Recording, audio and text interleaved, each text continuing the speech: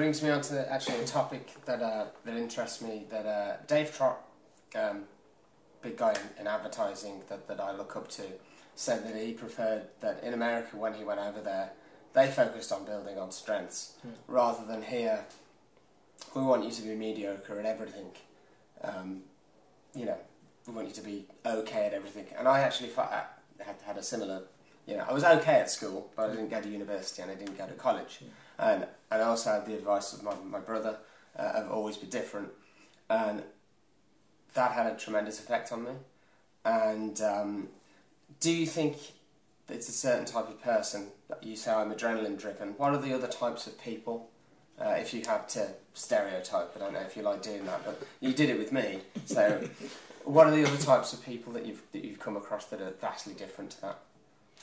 Well, I think that, you know, well, I'd say everybody's unique, everybody's an artist, everybody's creative. I mean, what I try to do is to look for when a person comes alive. Yeah.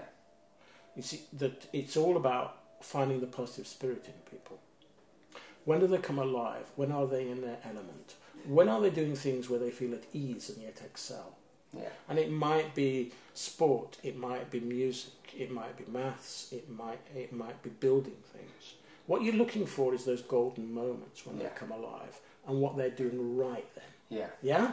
Nothing is ever done excellently with reluctance. No, it's done, you know, with energy and rigor and that sort of stuff. So you're always looking for. A lot of one of my great mentors was a guy called George Lywood, who ran a therapeutic community for young people in Kent, and I went to see him, and his program, it was very controversial. Not everything worked out, but he had a remarkable program, and the young people loved it, and so on.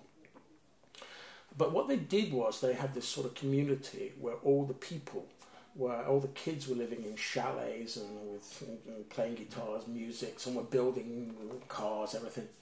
And then they used to get busloads of social workers come from all around the world. And then George would meet them in the Great Hall at the end.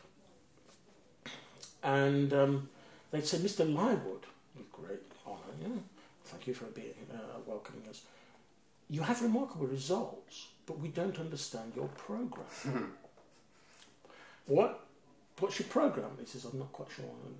Well, can you explain a bit more? He says, well, the staff, they just appear to be watching people. He says, absolutely, you've got it in one. It's the hardest thing in the world to watch. They watch for when the boy comes alive, and then they feed that seed.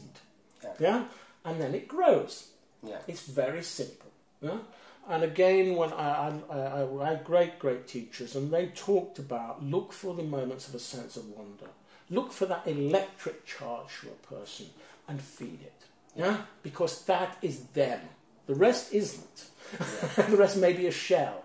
Look for the spirit and reward the spirit, which might sound very flaky, but what you then have to do is what are they doing right then?